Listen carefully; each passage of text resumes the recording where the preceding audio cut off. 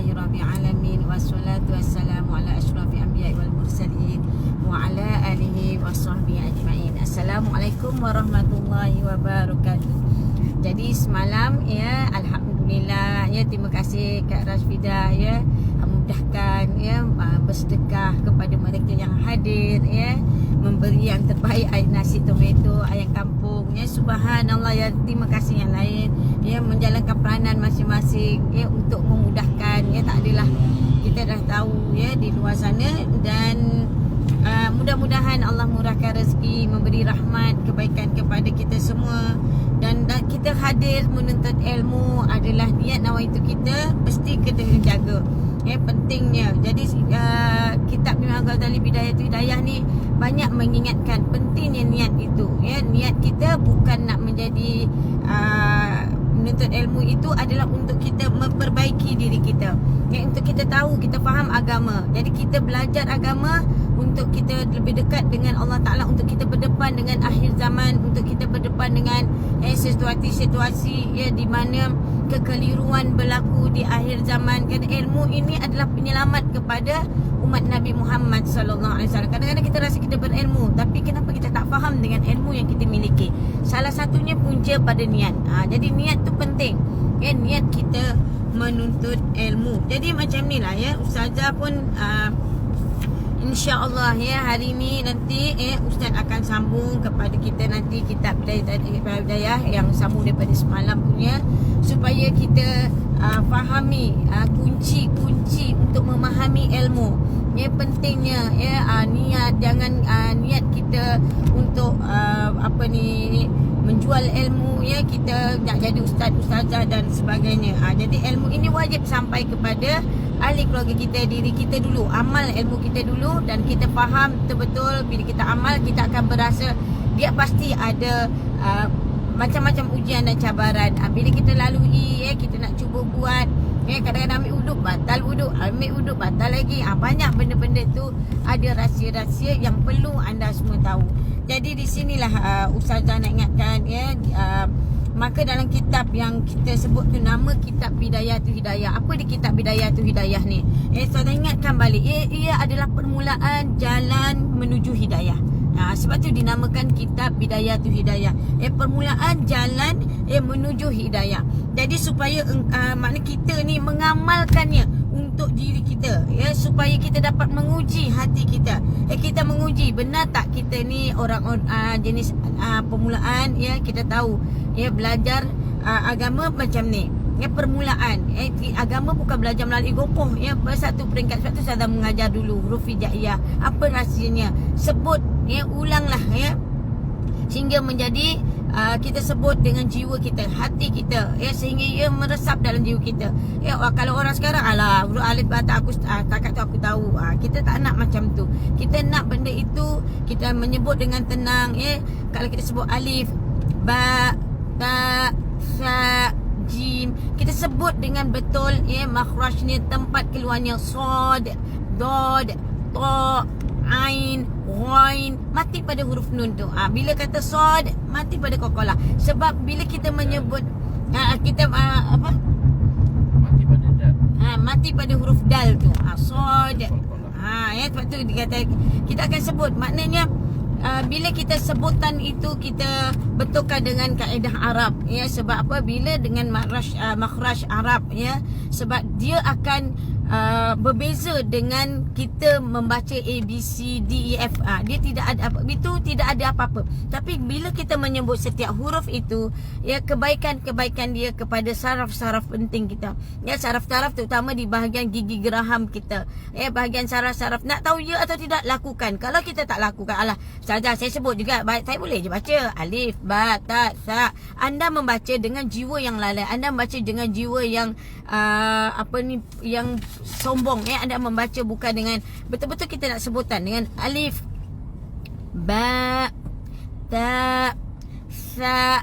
Jadi kita tahu mati pada hamzah. Kenapa ya? Sebab itu dia dalam kaedah Arab ni bila alif mati pada huruf, mati kepada fa, tepat lepas dia. Ba mati pada hamzah, ta mati pada hamzah. Jadi sa mati pada hamzah, jim mati pada huruf mim ya, jim. Dia bukan jin. Jim. Sebab itu semua ada switch daripada saraf-saraf kita. Orang kafir takkan faham. Orang kafir, orang-orang munafik takkan faham. Sebab apa? Mereka walaupun kita mengaji hanya sekadar cepatlah besok dah alih lain. Belum lagi betul ni kita dah alih lain.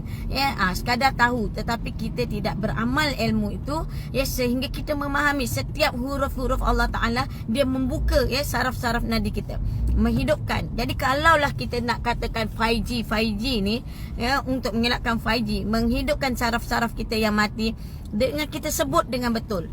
Kita balik kepada Al-Quran, yang permulaan Al-Quran itu dengan hurufnya. Dengan huruf. Bukan ba, ta, sa macam tu terus pada baris fathah. Kita nampak ni, kita tinggalkan huruf-huruf. Sehingga generasi-generasi banyak yang tidak mengenal huruf. Bila ustazah suruh sebut, ustazah suruh mengeja huruf bismillah. Bila ustazah suruh sebut bismillah, mereka jadi sebut basa. Ada yang sebut basa malah, dia tak sebut. Ada yang sebut ba, sin, mim. Dia ingat dia tahu macam tu, tapi dia tak tahu sebutan hurufnya bagaimana. Sebab itulah kita nak tahu rahsia. Sebut yang masa Ustazah ajar semalam, ba, sin, sukun kasroh bis, min alif lam lam, syiddah kasroh mil, lam ada fathah la. Jadi benda ni sebenarnya kita nak cari ubat untuk menghidupkan saraf dan sebagainya. Dapat kita balik kepada sebutan huruf tu. Berbeza. Belajar bahasa lain dengan bahasa Al-Quran cukup berbeza. Sebab tu kita membaca sebutan alif, kita tenangkan.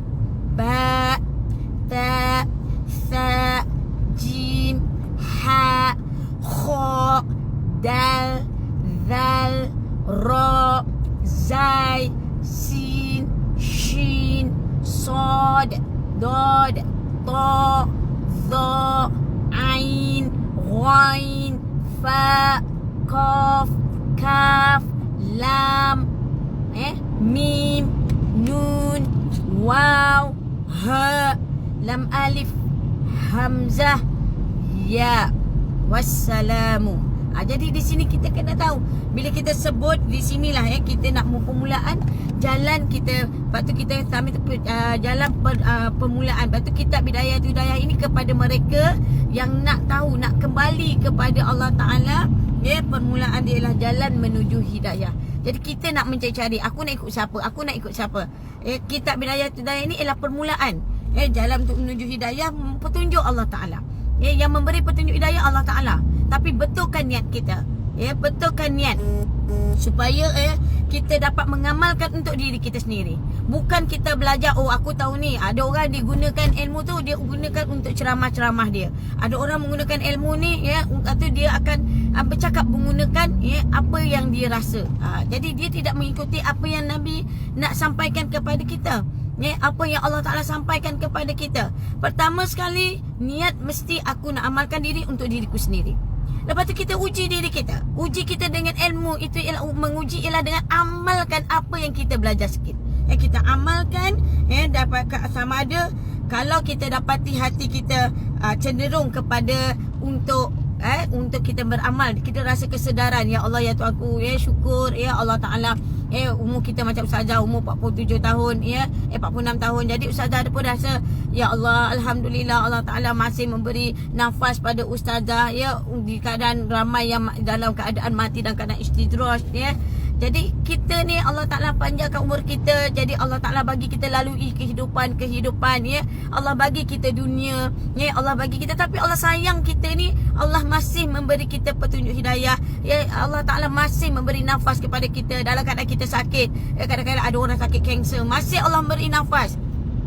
Kenapa Allah Ta'ala beri? Sebab Allah Ta'ala nak dia mati di dalam keadaan Islam. Dia mati dalam keadaan dia bersih. Dia mati sebagai seorang yang memperbaiki diri. Dia memperbaiki agamanya supaya Allah Ta'ala kenapa? Kerana kebaikan-kebaikan yang dibuat olehnya dan keturunannya. Wallahu alam. Ini rahsia Allah Ta'ala.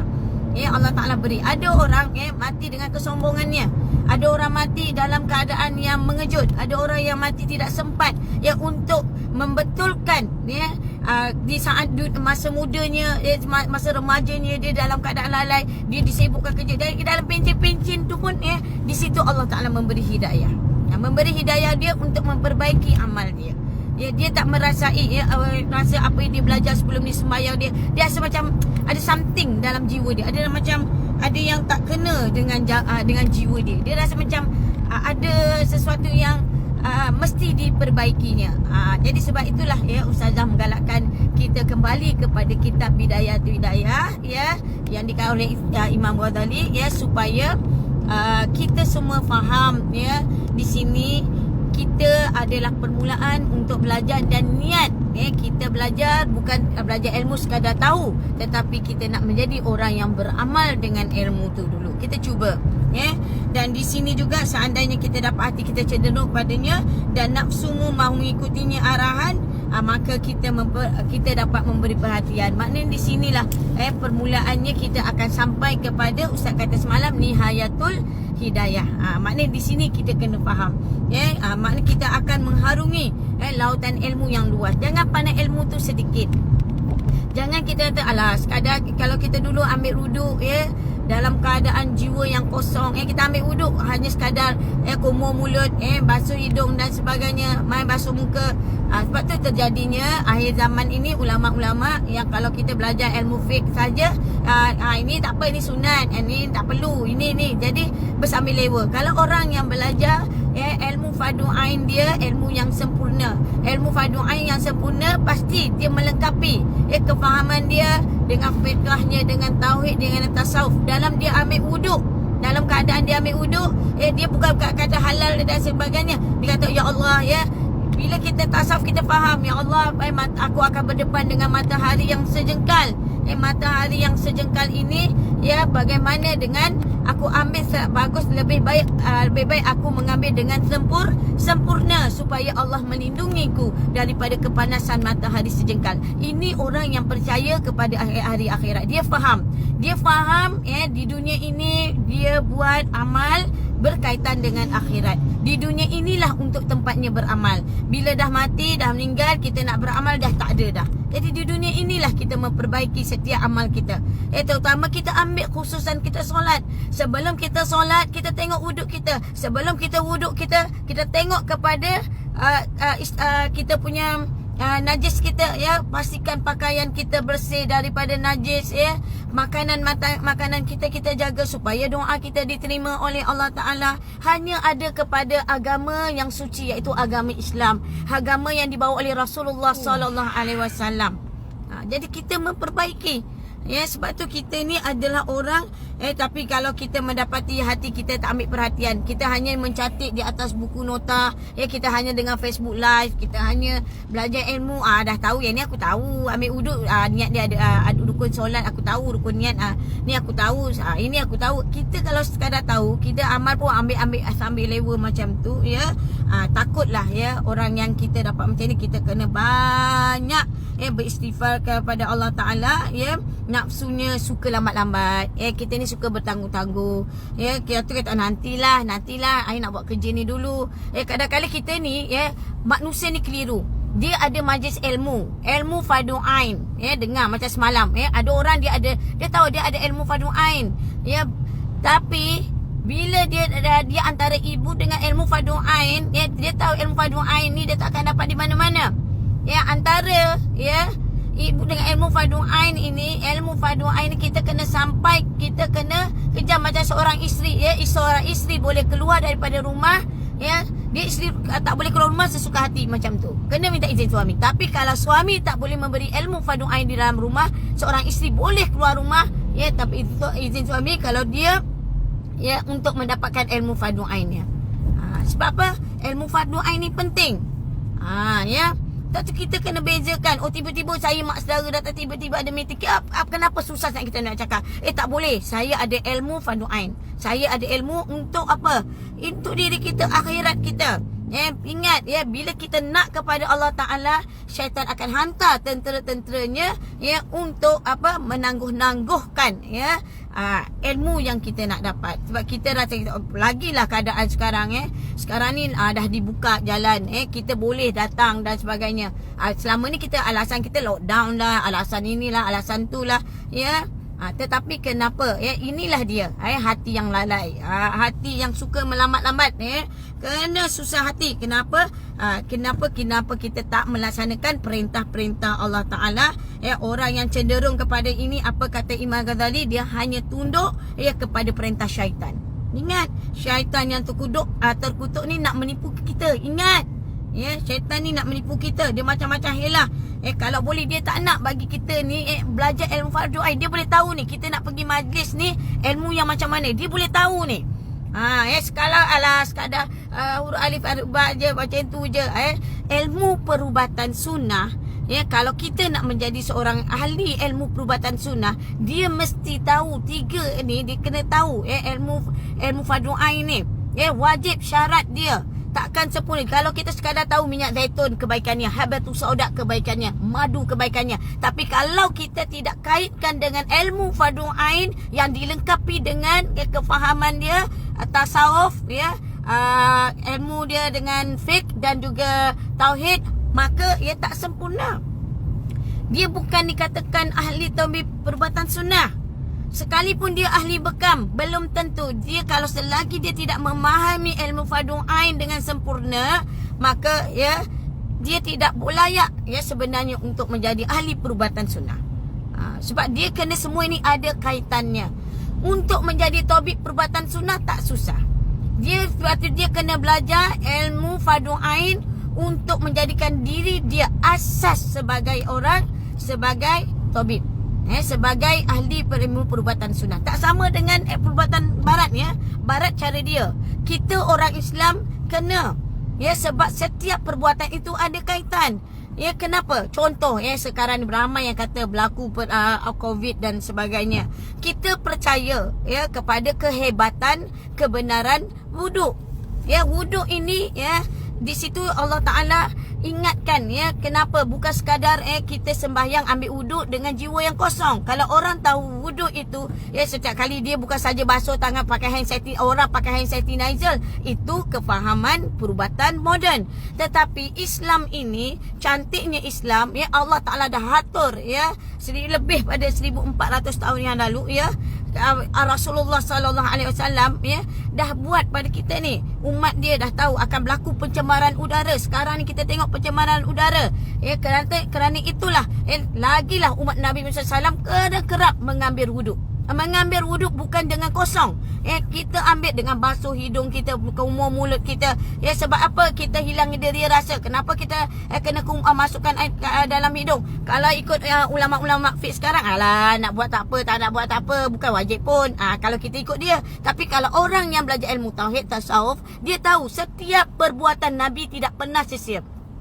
Setiap apa yang Nabi lakukan, walau perkara yang dipandang remeh-temeh oleh puak tertentu ni, tetapi besarnya setiap perbuatan Rasulullah SAW ini, dia berkaitan dengan kesihatan.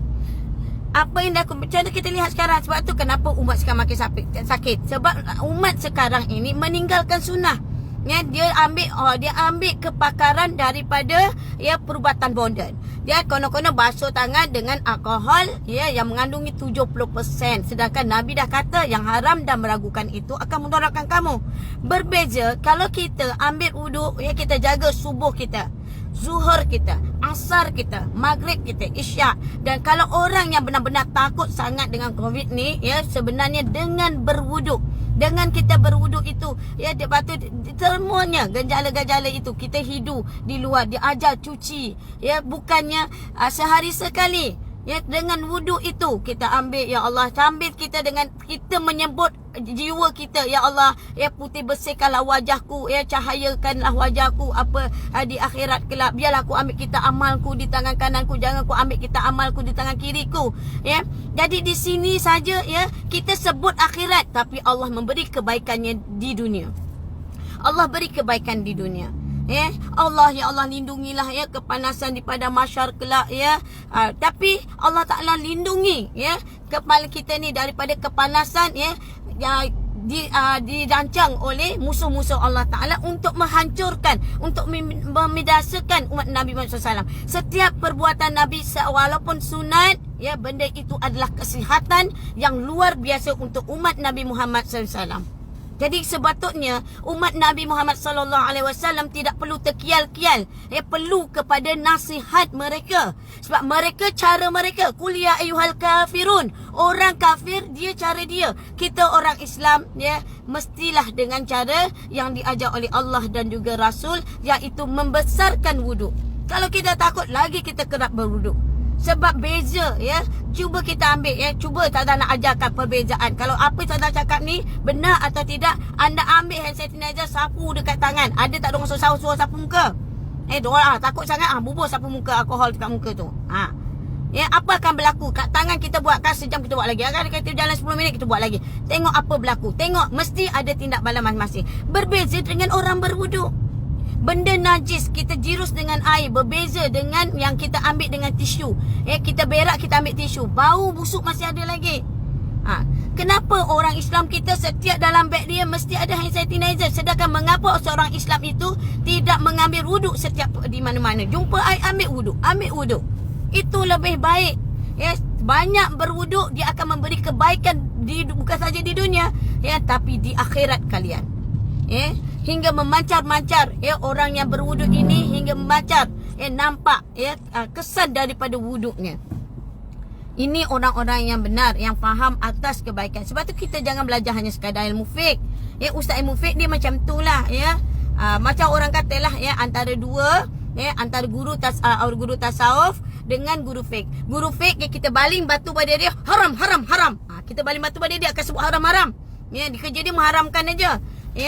Tetapi kalau kita baling batu kepada ahli tasawuf akan berzikir makin kuat, la ilaha illallah, la ilaha illallah. Itu bezanya. Sebab tu awal-awal ilmu tasawuf cuba dijauhkan daripada umat Nabi Muhammad SAW. Supaya apa dijauhkan? Supaya kita ini dijauhkan daripada mendapat hidayah dari Allah Ta'ala. Kita mendapat ilmu daripada Allah Ta'ala. Mereka nak kita ni dapat ilmu daripada mereka. Itulah ilmu fiqh. Kita ni ilmu fiqh lah, kita ubahlah inilah itulah. Inilah dia. Umat Nabi Muhammad SAW kena faham ni, supaya kalian kena tahu kenapa orang dah niat dia dah belajar tetapi kenapa dia menjadi menghancurkan agama. Itu kata Imam Ghazali. Bukan saja dia menghancurkan agama malahan ia menghancurkan dirinya sendiri sebenarnya.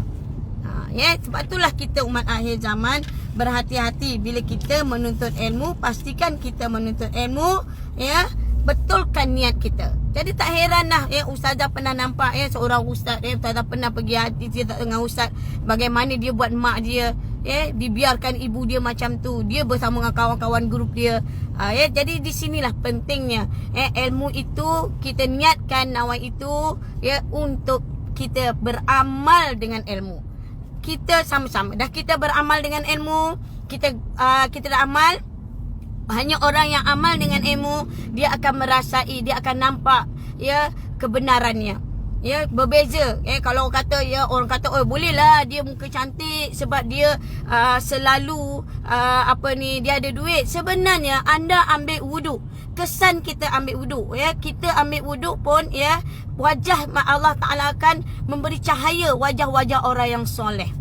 Sebab tu Barat ni dia mencipta Yahudi dan Nasrani ni mencipta untuk perempuan-perempuan yang ni letak krim banyak-banyak kat muka, bertempek-tempek muka letak krim. Supaya apa? Alah tak payah kau nak ambil wuduk lah kalau kau nak ambil wuduk tu susah lebih senang kau tempek-tempek muka kau banyak-banyak dengan foundation. Lepas tu dah foundation kau letak tempek-tempek, nampak muka kau dah bersinar dan bercahaya. Kita kena faham biarlah orang kafir tu cara dia, kita tak boleh kata itu cara dia tapi kita orang Islam jadikanlah wuduk ini sebagai perisai kita. Wuduk ini sebagai sebab tu wuduk yang bagaimana ikutlah kita belajar daripada kitab Bidayatul Hidayah. Bukan masa kita belajar di tadika tadika ni ambil wuduk niat basuh muka kumur mulut, kita ingat macam tu saja dengan jiwa kosong. Untuk budak tadika itu tahap dia. Katalah umur kita dah 40 lebih, takkanlah umur kita 50 lebih, kita dah nak jumpa dengan Allah Ta'ala niat kita tak faham apa kaitan kita ambil basuh muka, kenapa kita basuh tangan, kenapa kita basuh kaki, kenapa kita buat macam ni. Jadi supaya ya kita menjadi orang yang tenang. Ya, makin kita belajar agama, makin kita mendengar agama, ya semakin kita nak beramal dengan agama. Bila dengan agama, jiwa kita rasa tenang. Kita rasa seronok dengan agama. Agama ini agama yang suci, agama yang memberi ketenangan dalam jiwa manusia yang sakit. Tetapi sekarang ini bila kita dengar ceramah-ceramah, ya kebanyakan ya ada ustazah menyampaikan ceramah, kita dah elok-elok beramal, kita elok-elok dah berzikir, kita elok-elok dah ambil wuduk, ya wujudlah ya ustazah rasa semak orang yang beramal dengan ilmu agama Allah Taala. Dia rasa macam manusia kalau berzikir dia rasa macam semak hati dia. Ya, berhati-hati syaitan ni ya, berupa manusia ini Nabi ingatkan ya, dia lebih bahaya daripada syaitan jin ni. Bahaya. Sebab dia pun memang Nabi Adam pun terpedaya dengan apa? Dengan ilmu yang daripada syaitan yang dah memang sebelum ni dia dah dekat syurga, dia dah tertipu kat situ. Mereka pandai berkata-kata. Ya, ni tak payah. Orang buat maksiat dia tak rasa pun. Ya, dia rasa tak perlu ditegur. Orang ikut artis, idola artis ni, orang puja artis, orang tahu tudung artis, orang tahu apa yang artis pakai, ya. Orang dia tak rasa pun benda itu berdosa kepada orang lain. Dia tak rasa benda itu perlu diberitahu. Ya, lelaki berpakaian perempuan, mereka tak nak sentuh pun. Tetapi kenapa ya orang bila dah nak beribadah kepada Allah Taala, elok-elok beribadah, berzikir, dia akan rosakkan. Dia akan ragu-ragukan, dia akan susahkan, dia akan ragu-ragukan. Salah kau amal macam ni, tak perlu buat macam tu. Kau salah buat amal macam ni, kau tak boleh macam ni. Ni berhati-hati. Sebenarnya kita banyak beramal kepada Allah Taala. Allah hanya beri kepada orang yang bertakwa. Ya, orang yang Allah beri kepada orang yang bertakwa, ya, maka orang itu akan mendapat kebaikan daripada takwanya. Ketakwaan ini dia ada rasa takut dengan Allah. Bila ambil wuduk dia dah pandang akhirat. Dia tak boleh dah. Macam orang semayang lah ya. Hanya Allah yang ku sembah, hanya Allah ku mohon pertolongan. Bila dia membaca Maliki Yaumiddin yang memiliki hari pembalasan, dia dah bayang dah. Dia berada di pada mahsyar, di berhadapan dengan Allah Ta'ala. Kalau aku buat zalim kepada orang, ya Allah, ya pasti Allah Ta'ala lah yang membalasnya. Oh ya Allah, lepas habis solat dia akan teringat Maliki Yaumiddin, tadi aku yang menyakiti hati orang. Masya Allah, ya Allah, aku kena selesaikan urusan dengan orang ni. Sebab dia faham Maliki Yaumiddin yang memiliki hari pembalasan ialah Allah Ta'ala. Nanti bila tiap kali solat, ya, dia akan teringat Maliki Yaumiddin, ya Allah, ya Tuhanku, ya. Oh, kat dunia aku boleh lepas, tapi dekat akhirat depan Allah aku tak boleh lepas. Sebab itulah kita adanya solat 5 kali waktu, supaya kita sentiasa ingat. Ya, sentiasa ingat, jangan buat dosa sesama manusia, jangan menyakiti orang, ya, jangan menzalimi orang. Sebab apa? Inilah dia, memiliki hari pembalasan. Bukan sekadar kalau ustaz yang tajwid, dia hanya membetulkan tajwid. Tapi kalau kita fahami betul-betul Maliki Yaumiddin yang memiliki hari pembalasan, pasti kita menangis. Pasti kita menggemetar hati kita. Tak boleh nak teruskan. Kita tak boleh nak teruskan perkataan iyyaka na'budu wa iyyaka nasta'in, hanya Allah yang ku sembah, hanya Allah yang ku mohon pertolongan. Kita tak boleh nak teruskan. Sebab apa?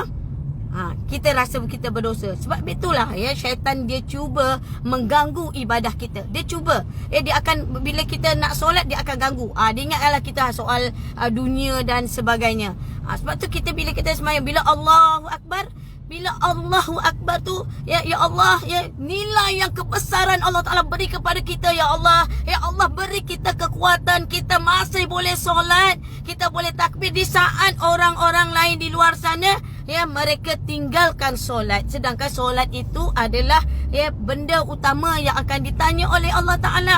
Ya, sebab itulah bila kita dapat memperbaiki solat kita, ya, kita fahami betul-betul apa yang diajar oleh kitab Imam Al-Ghazali. Sebab itulah kitab Imam Al-Ghazali ini, mereka ya orang-orang Wahabi, mereka cuba jauhkan manusia dengan sunnah Nabi Muhammad SAW. Jauhkan manusia dengan ilmu tasawuf. Kerana kekuatan ilmu tasawuf itu, ilmu tauhid itu, mereka tahu mereka akan mendekatkan manusia kepada Allah Ta'ala. Mereka menunjukkan ramai, konon-konon mewujudkan ramai-ramai ilmu fake yang bercakap. Ilmu fake yang bercakap, ya, ini mereka bercakap, lepas tu mereka mengubah-ubah sesuatu itu menggunakan logik akal mereka, dan mereka tidak memandang, mereka menutup ya kaitan dengan ilmu tauhid dan ilmu tasawuf. Itu kita kena ingat. Jadi kita berhati-hati ya. Jadi beza ya untuk berhadapan dengan suasana yang berlaku sekarang ini. umat Islam, ya, kita jangan bersakat. Tolonglah, ya, jangan alkohol di dalam rumah kita, ya, alkohol di dalam beg kita, ya. Jangan, ya, lebih baik kita besarkan wuduk kita, perbaiki wuduk kita. InsyaAllah, ya, malam ni Ustaz akan ajar kita, ataupun nanti petang bila-bila masa anytime, ya, kita akan belajar sambungan kitab Bidayatul Hidayah. Ustaz akan terangkan, ya, Ustaz Haji Zaidi Tauhidin kita tu akan terangkan kepada kita.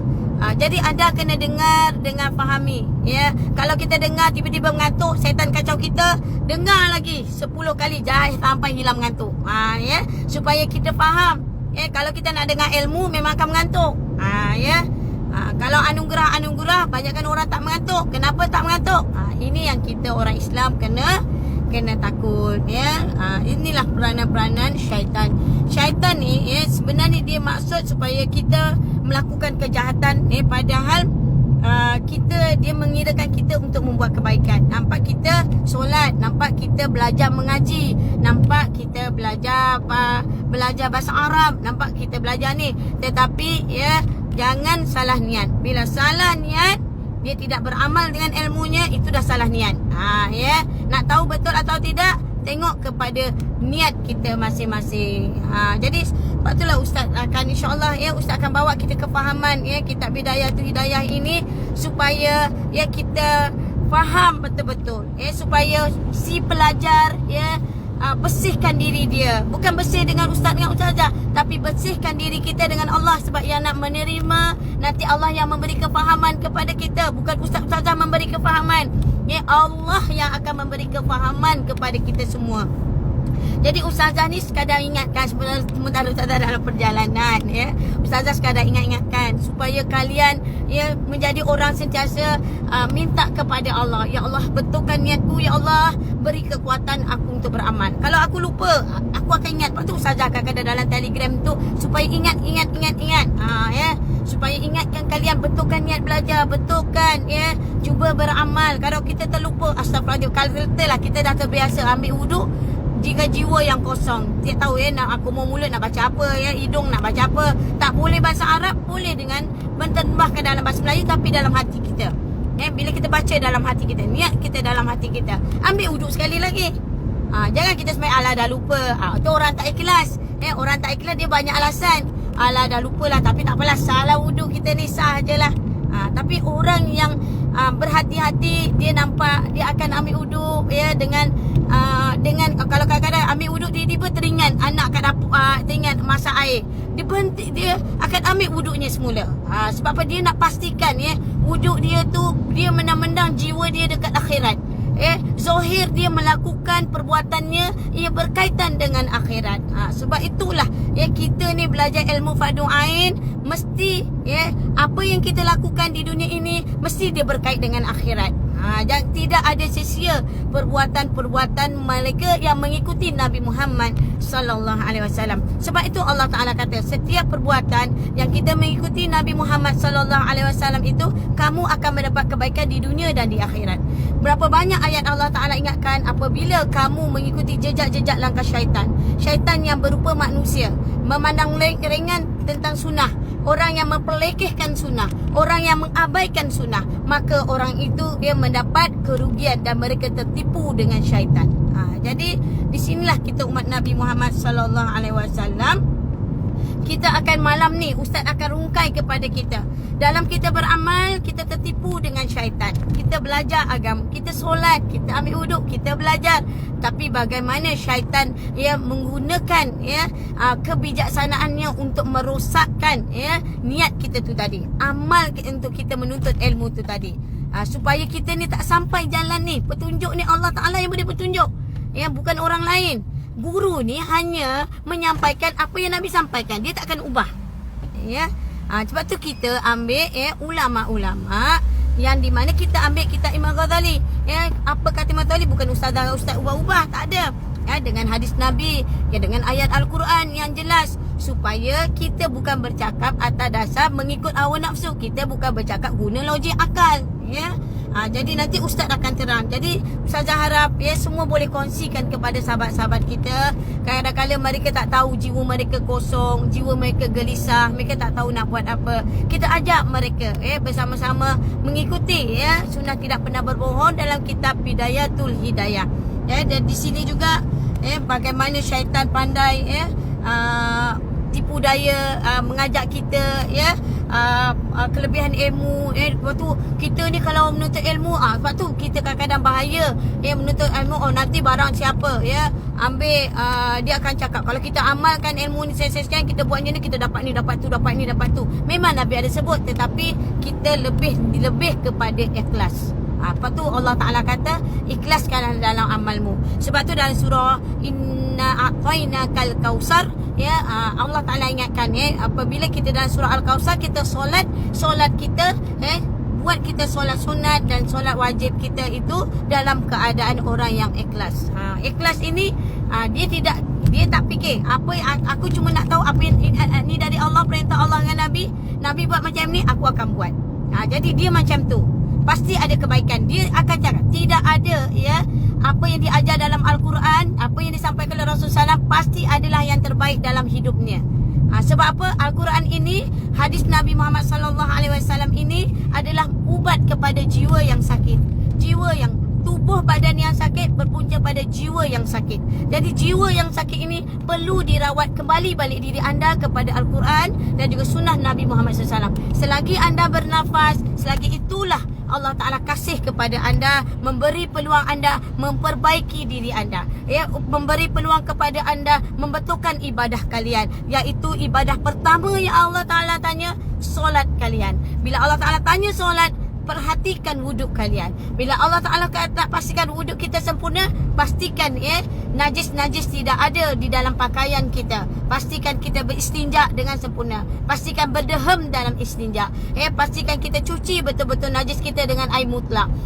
Dan pastikan orang-orang Islam, pastikan makanan jauhi yang haram dan subahah, kerana ia akan menjadi penghalang kepada umat Nabi Muhammad sallallahu alaihi wasallam. Jadi solat ini adalah jalan manusia menuju kepada Allah Ta'ala.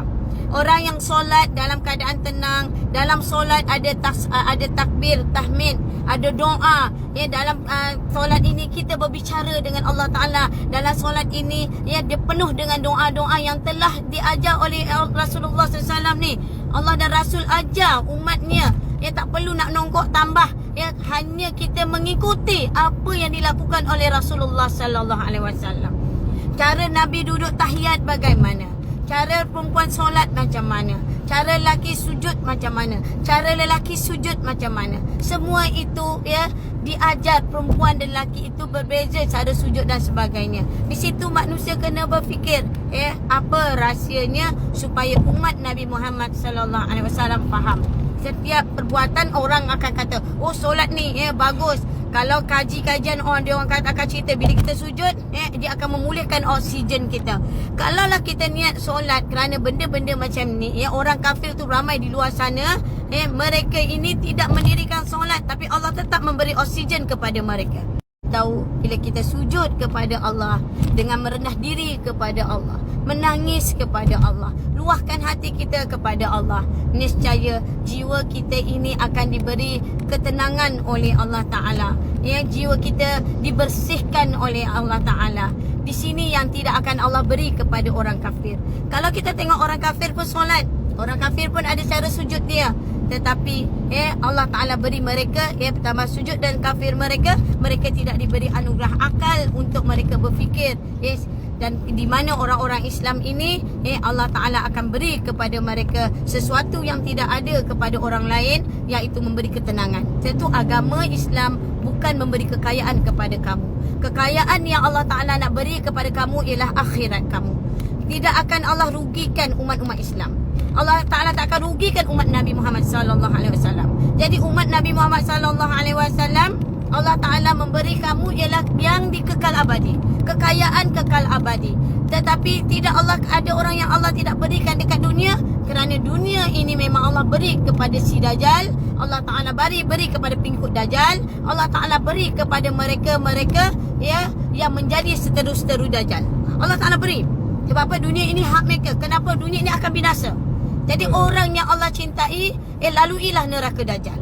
Neraka Dajjal ini mereka akan sekat. Apa pun mereka lalui, sedialah kita. Berlapar sekarang, insya-Allah syurga menanti kita untuk selama-lamanya. Susah payah daripada aku melibatkan riba. Lebih baik aku rumah aku macam ni saja, dan aku bersyukur kepada Allah Ta'ala, hartaku tidak ada yang riba. Walaupun tidak memiliki rumah, tapi rumah istanaku dengan subhanallah, walhamdulillah, wala ilaha illallah, wallahu akbar. Taman-taman syurga sudah Allah Ta'ala bina untuk orang yang yakin. Pohon-pohon syurga sudah Allah Ta'ala sediakan untuk kita. Jadi tidak ada masa lagi untuk kita membuang masa. Binakanlah sebanyak-banyaknya taman-taman syurga kita dengan mudah. Sebutan subhanallah, walhamdulillah, wala ilaha illallah, wallahu akbar. Tidak perlu syarat, tidak perlu dibayar, tidak perlu pun anda bersusah payah dengan tenaga. Hanya perlu hati anda ingat, sebut sebanyak yang mungkin dalam hati kita ketika jiwa kita sedang kosong. Jadi Ustazah nak sampai di sini saja. Mudah-mudahan malam ini bermanfaat. Kita bersama Ustaz Haji Zaidi bin Tahirin, kita belajar kitab Bidayatul Hidayah, yang kita tahu kenapa kitab Bidayatul Hidayah ini permulaan kepada pintu hidayah ini, dan kita faham betapa besarnya nilai ilmu ini supaya anda mendapat petunjuk dan hidayah oleh Allah Ta'ala.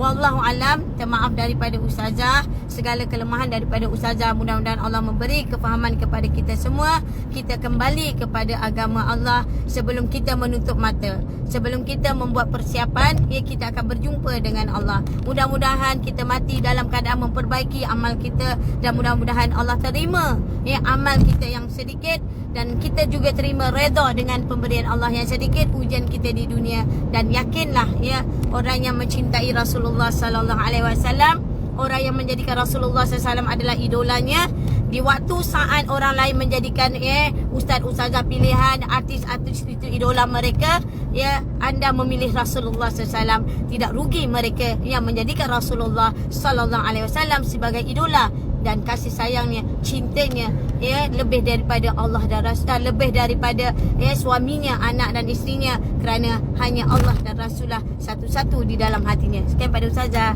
Wabillahi taufiq hidayah. Assalamualaikum warahmatullahi wabarakatuh.